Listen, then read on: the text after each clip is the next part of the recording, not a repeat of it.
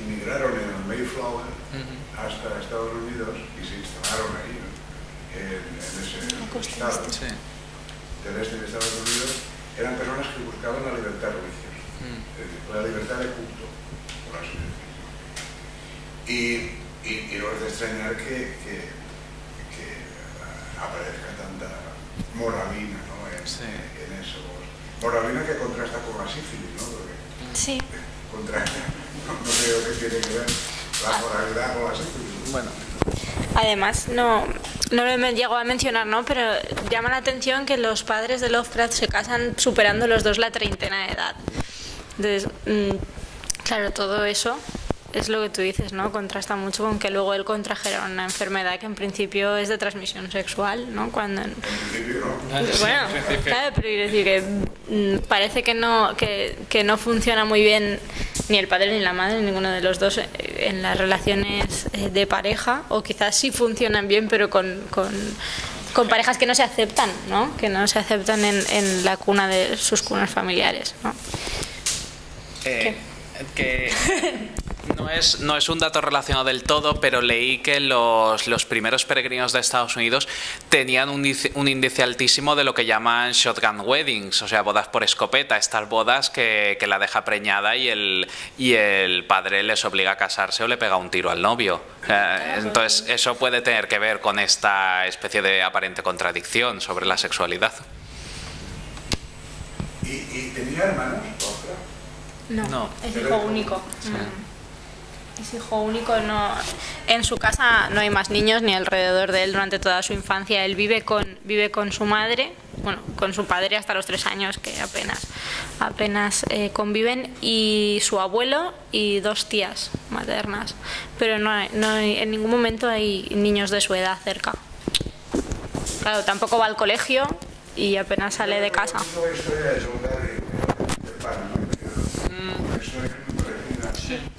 John Barry era bajito y este era asqueroso. Pero los dos fueron rechazados por su madre.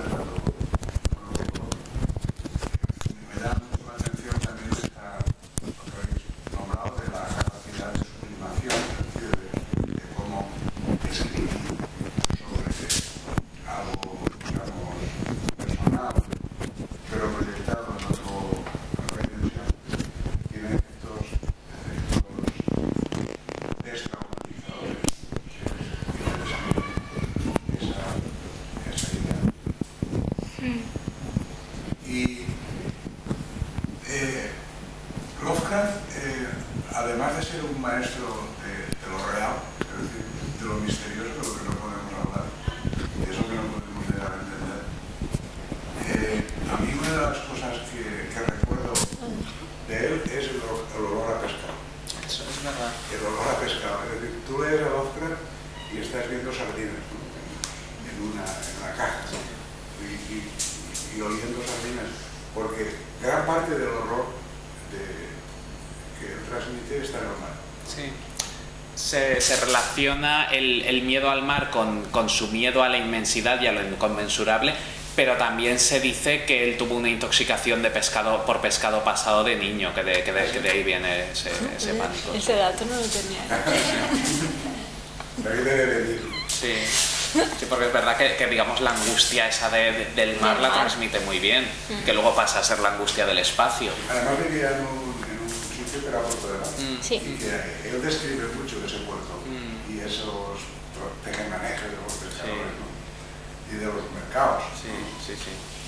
No sé si es en los mitos de Chulu donde... En las obras sobre Innsmouth que estaba la portada antes, sí.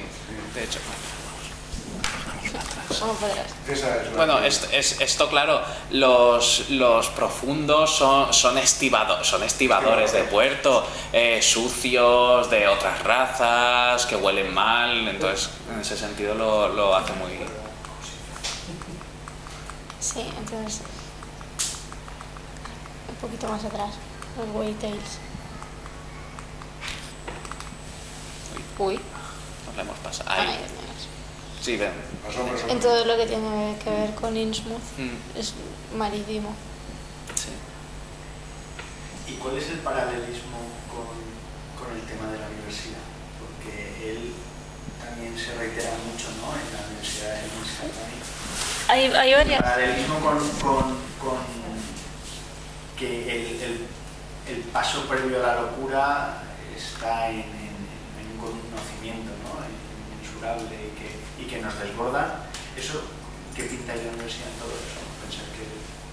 Por una parte tiene que ver con su biografía, ¿no? Porque él, a pesar de haber querido estudiar, nunca consiguió llegar a la universidad. Eso quedó como frustrado en su biografía, ¿no? Y luego, bueno, aparecen todos los relatos, ¿no? Que sus personajes son personajes que van normalmente muy leídos, muy cultos, que van buscando conocimiento hasta que descubren estas cosas más incomprensibles, ¿no? Más que no tienen explicación, y es entonces cuando siempre se rompen. No sé si te he contestado. Probablemente. Igual no. Sí, por un lado eso, el sublimar el deseo de ser un académico que también pues tiene un cierto reconocimiento social que él nunca llega a obtener, y por otro representa el alcanzar el conocimiento máximo, que además yo creo que parte de digamos la existencia tan desgraciada de Lovecraft es cuando va teniendo revelaciones que para él no son soportables. La revelación de que tus padres, que sientes como inmortales y omnipotentes, fallecen, la tiene muy pronto. Encima la revelación de que estos padres, que no son ni inmortales ni omnipotentes, no te quieren. Bueno, te quieren... Así, de aquella manera. Sí, te quieren de aquella manera, sí. Y luego probablemente la revelación de la mortalidad, o sea, de la propia mortalidad. Los seres humanos... Ahora mismo ninguno está pensando en que se puede morir, porque si estuviéramos pensando en que nos podemos morir, no seríamos funcionales. Lovecraft le da muchas vueltas a aquello de que se puede morir, y yo creo que todo eso ha tenido que ver que él culpa a su cultura y a su formación académica de muchos de sus miedos. Y luego él menciona varias veces en unas cartas que tiene publicadas el hecho de la posibilidad de que la ciencia pueda llegar tan lejos en que en algún momento descubramos un secreto con el que no podemos manejar. Y eso parece que es algo que lo que él le daba muchas vueltas, este tema de la ciencia. En la novela esta de las montañas de la locura hay una especie de antropólogo, un explorador de la universidad que lo mandan a la Antártida a hacer una prospección como Félix. Se ve que eso... ¿Quién manda a la Antártida? Lo puedo dejar aquí. Okay. En ese sentido, ¿qué hago? Se puede la novela, porque un poco la idea es que cuando cierto tipo de conocimiento, se nos cae, pues al cual no podemos tener acceso, porque tiene que permanecer en un misterio, esa gente, esas personas no quieren más. Y es un poco una idea un poco pesimista sobre la universidad también.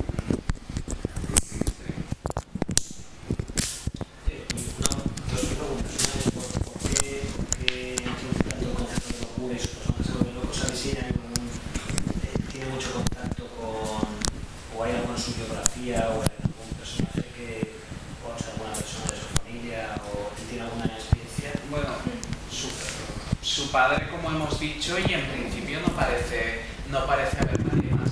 También es cierto que la locura de la que habla Lovecraft en la cultura popular se tiende a pensar muchísimo pues en manicomios y esto, pero la locura de Lovecraft es muy abstracta. Lovecraft nunca entra en la propia definición de locura. O sea, no entra tanto en los aspectos, digamos, un poco clínicos o un poco sintomáticos. Lo de Lovecraft son desmayos, crisis nerviosas, cosas muy vagas. Crisis nerviosas. Y un poco... Sí, claro que sí. En unos inicios aparece que es como una crisis nerviosa. Al principio lo llaman como una crisis nerviosa. Es posible, yo he leído por ahí que puede ser que apareciera sintomatología psicótica en este contexto de la neurosífilis. Pero bueno, también Lovecraft era muy pequeñito, tenía 3 años. Sí, pero De bueno. todas maneras, él sí que es verdad que desde muy pequeño tenía tenía un mundo interno muy rico, ¿no? Que contrastaba mucho con el mundo externo, que no se podía relacionar con nadie, ni salir de casa ni nada, y era un niño muy fantasioso, muy fantasioso. Entonces, pues no lo sé, me imagino que todo esto tendría que ver. Arcan sanitario ¿es de dónde viene algo Arcan Asylum? Yo creo que sí, que se crea que los creadores de Batman lo hacen como homenaje a Lovecraft. Siempre lo he tenido ahí en mente. Sí, lo igual como él también homenajeó a... Batman, el Caballero Oscuro, copia también la estructura de una ciudad. Sí. Es una copia. De verdad que todo esto no ha tenido ningún contacto es todo muy esotérico. O sea, el conocimiento de lo que divide son conocimiento esotérico y conocimiento esotérico que solamente uno lo tiene que estar muy guardado, muy secreto, porque si no puede llevar a la locura, ¿no? al caos. Seguro que tuvo conocimiento, seguro que tuvo en algún momento biográfico algún contacto con una sociedad, con alguien que le introdujera o que le despertara la curiosidad por los misterios de las escuelas esotéricas. Que también tiene que ver con el tema de la universidad. El conocer y el no conocer. Eso es muy incluso el tema de las genealogías de toda la gente que habéis comentado, que son civilizaciones que se destruyen y en otros que eso también entra dentro de las escuelas mistéricas de todo, por el mito de la Atlántida, de Lemuria y de cosas de esas que son, pues eso, son razas que sustituyen a otras, y luego viene, pues eso es un mito de la creación del ser humano, de la evolución del ser humano, y eso entra dentro de las escuelas estas esotéricas. Sí, él desde muy pequeñito se declara ateo, y lo que sí que consta en las biografías es que despierta mucho interés por la mitología, sobre todo greco-latina. Aparte de eso, yo no he leído nada más a este respecto, pero no sería nada extraño. Claro, él en esa biblioteca de su abuelo leía todo lo que se le ponía por demás.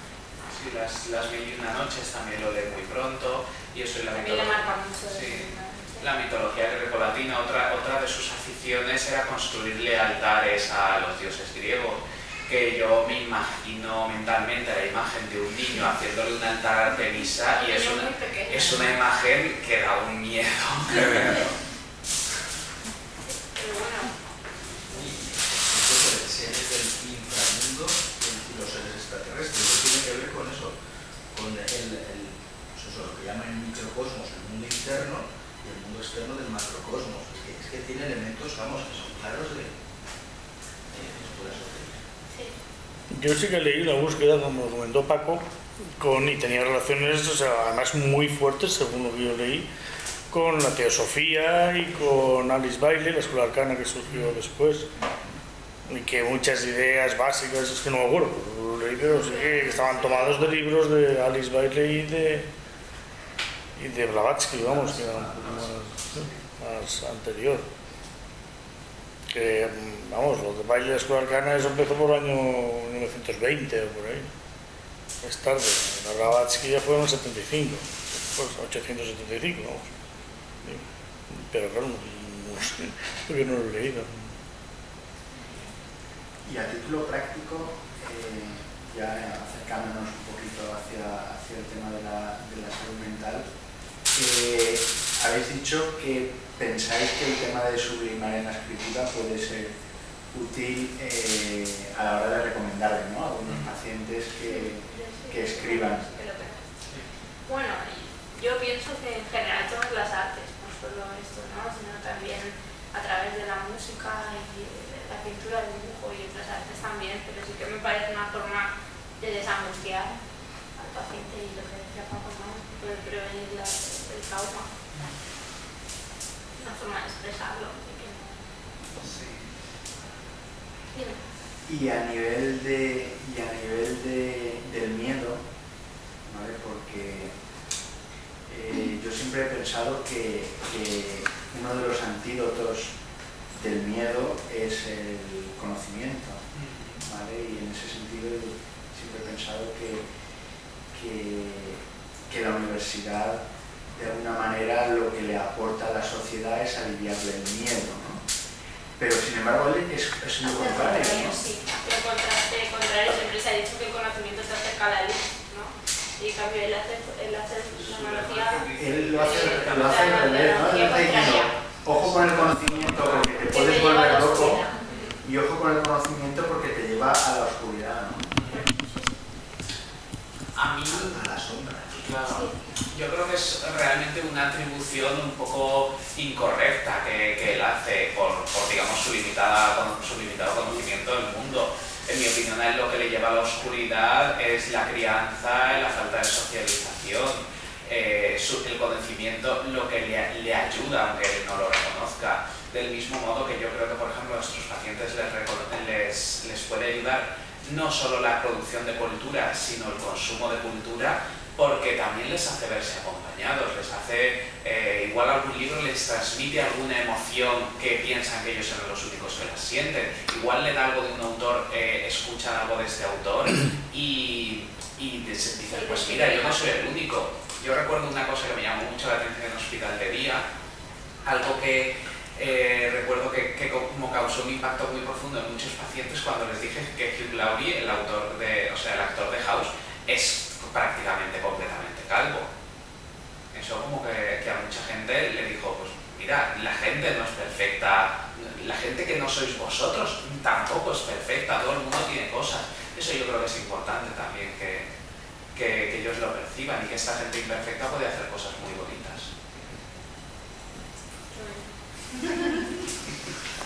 Y a vosotros que yo tengo que decir que sois muy jóvenes para que os guste Lovecraft, ¿no? Y que me llamó la atención. Sois millennials vosotros, ¿no? Sí. Casi.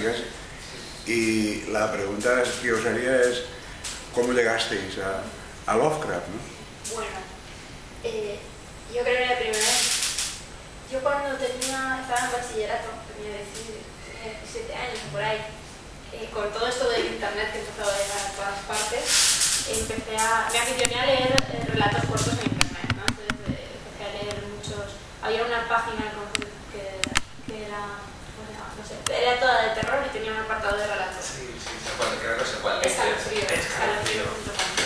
Sí, y entonces ahí empecé a leer sobre todo mucho de Lovecraft. Al principio leía todo y después empecé a leer mucho de Lovecraft y de Poe. Entonces, muchas veces llegaba tarde al instituto porque estaba leyendo relatos.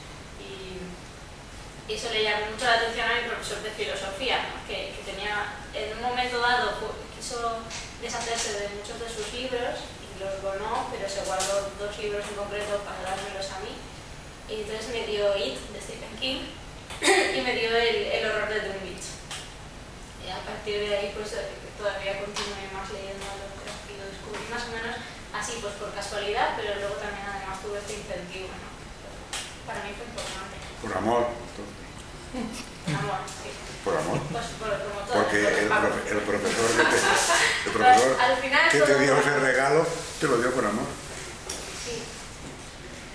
Yo lo conozco un poco por 2 vías. Por un lado, por el rol me sonaba a mí de nombre, tampoco pues concretamente nunca había jugado ni me había interesado demasiado por este tipo de rol, pero yo lo conozco al empezar a leer a Poe y un poco investigar sobre Poe, cuando algún autor... Claro, todos venimos de Poe. Todos venimos de Poe. Sí. Lovecraft también. Claro, cuando un autor me interesa, pues también busco un poco en su biografía, sus influencias. Sale mencionado Lovecraft como, digamos, el creador de un horror distinto, poco menos, no sé cómo definir a Poe, un poco menos melindroso. O sea, hablamos de que Lovecraft era un melindroso, pero Poe lo era mucho más. También Poe hablaba más de lo real. Sí, tan redicho y un miedo también muy necrofílico. Poe tiene una adoración a la mujer muerta que llega a ser un poco pesada. Si te lees un libro de relatos de Poe seguidos, pues al final todo es monomanía, mujer muerta, con un enterrado vivo de por medio. Pues bueno, quería ver alguna cosa distinta. Y el que murió enterrado vivo fue él. Por cierto, que murió borracho en la calle y un día de elecciones. Sí, no se sabe si borracho o emborrachado por esta gente que, como no hay censo en Estados Unidos, en las elecciones primeras de Estados Unidos, pues había grupos de gente que estaba a sueldo de un partido, que secuestraban mendigos, los emborrachaban y los iban paseando con disfraces para que votaran varias veces por su partido. Sí, o sea, suena muy a, pero se piensa que pudo morir a manos de un grupo de estos. Muy bien, pues ¿alguna cosa más? ¿Alguna pregunta? ¿Comentario? No, que solo una cosa que claro, un poco lo que ha dicho Jorge y todo esto, de todas estas cosas, como que soy estudiante de ocultismo y de esoterismo, pues lo ves todo desde un punto de vista, no sé, diría un poco más amplio, ¿no? Entonces todo esto tiene un sentido, solo que tiene un sentido, el problema es eso de sentido, o sea, de la búsqueda de sentido, o ser algo conocido en el sentido como que lo integras en un conocimiento mayor. Entonces, bueno, pues todas estas cosas, cuando tú estudias eso, pues bueno, todo tiene una cabida y todo entra justo dentro de lo que toca, ¿no? Aunque esto es probablemente para mí lo menos importante o lo menos interesante, ¿no? Pero nada, sobre una reflexión así. Es curioso cómo un ateo crea una mitología tan rica.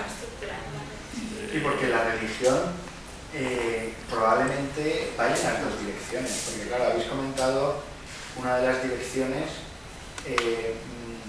porque él es ateo y piensa que bueno, pues el conocimiento te acerca a la oscuridad, pero yo estaba reflexionando en otra obra que había sido una de las que más me ha impactado, que es El nombre de la rosa, ¿no?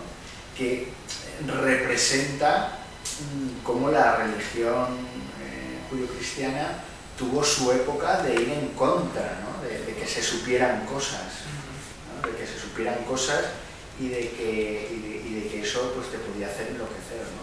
Y en ese sentido la religión pues, muchas veces ha servido para poner un tope, ¿no? Y decir, bueno, a partir de aquí no sigas leyendo porque te volverás loco o el mal se te comerá. Te volverás loco, te harás psiquiatra. Hay tal cosa también, la oscuridad también muchas veces es una cuestión también de longitud de onda, ¿no? O sea, depende de qué luz es la que estás teniendo para descubrir cosas. Entonces, para muchos de nosotros, una luz dentro de espectro, pues esto estaría oscuro. Si lo miráramos con algo ultravioleta esta habitación, pues no veríamos nada.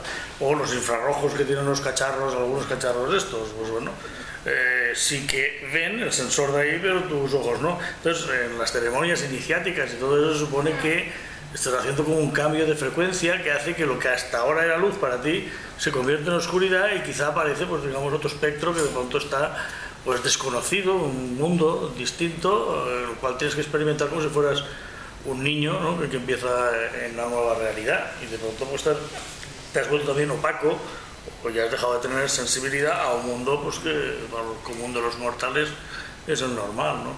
Entonces esta alegoría de luz, de oscuridad y todo eso, una espiral. Esos conceptos también los explora algunos seres que insisten en 4 dimensiones que nosotros no podemos percibir o que se mueven en longitudes de onda o formas de comunicación distintas. Hombre, en la medida también que dice, yo soy ateo, ¿vale? Pero ¿qué coño quiere decir ateo si estás diciendo que hay seres raros? ¿Vale? Quiere decir, no son dioses benévolos que te santiguan ni son únicos, ¿no? Algo así, pero está aceptando la existencia de seres pues, con una entidad probablemente superior a la humana, inferior a la humana o intermedia o lo que sea, ¿no? Hasta cierto punto lo están haciendo un poco, porque también, no sé... Bueno, y todos ellos seguidos por puntos y con ritos de iniciación y todo. Claro, entonces, ¿qué quiere decir que soy ateo? ¿Quieres decir que... O sea, ¿ateo qué quiere decir? Estamos haciendo una cosa en un sentido muy restringido. No, hablamos del Dios cristiano, de que hay uno con barba blanca, etcétera, etcétera, o estamos diciendo, no creo en gente superior al ser humano. Por eso que la mayoría del ateo normalito, pues dice, yo no me creo que haya nada. Lo más evolucionado que hay en este mundo es el ser humano y más allá del ser humano, cero patatero.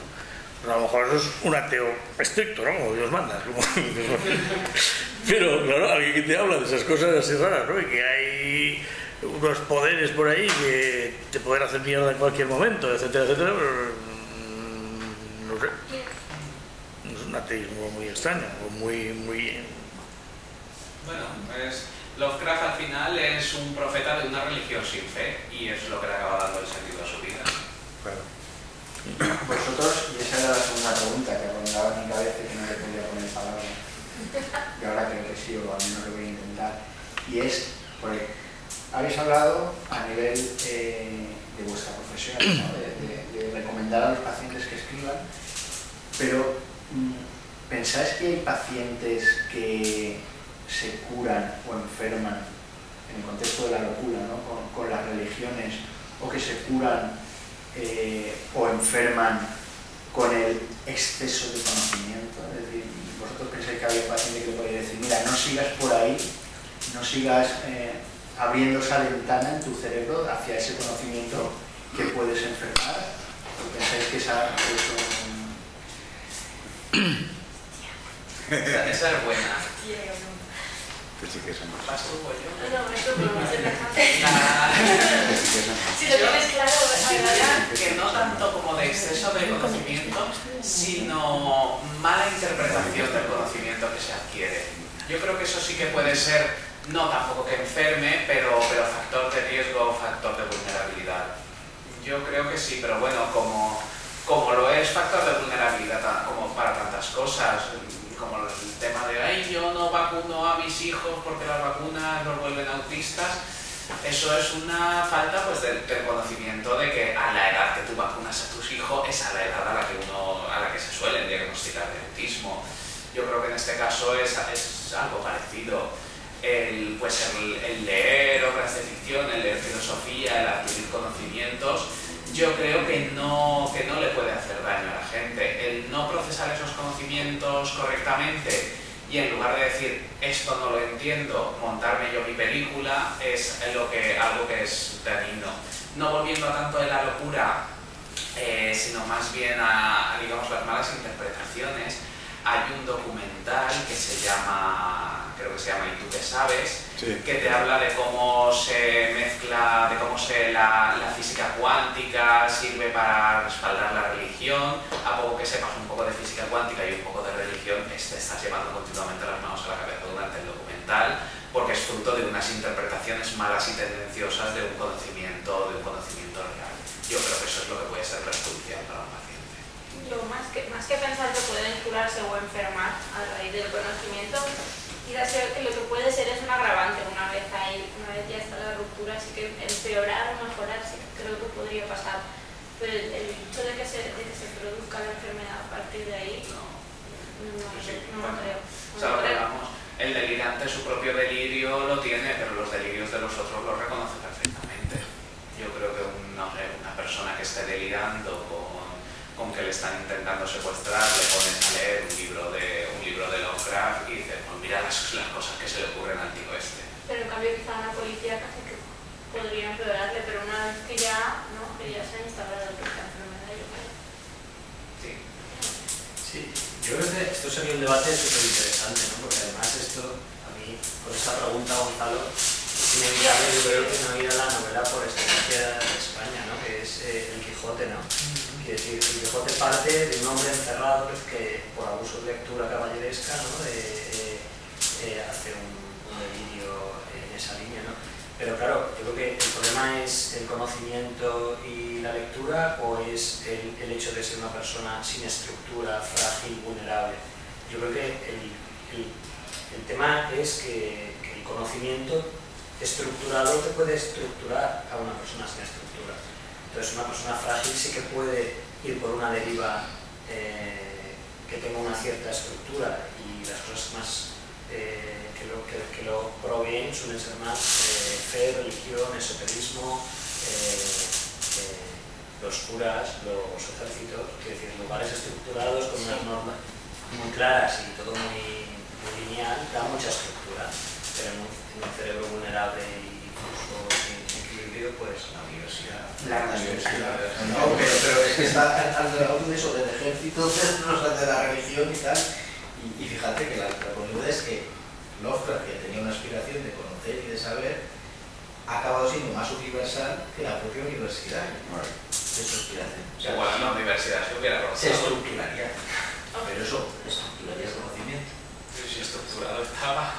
Yo sé que no salgo, yo sé que no hablo. Estructurado.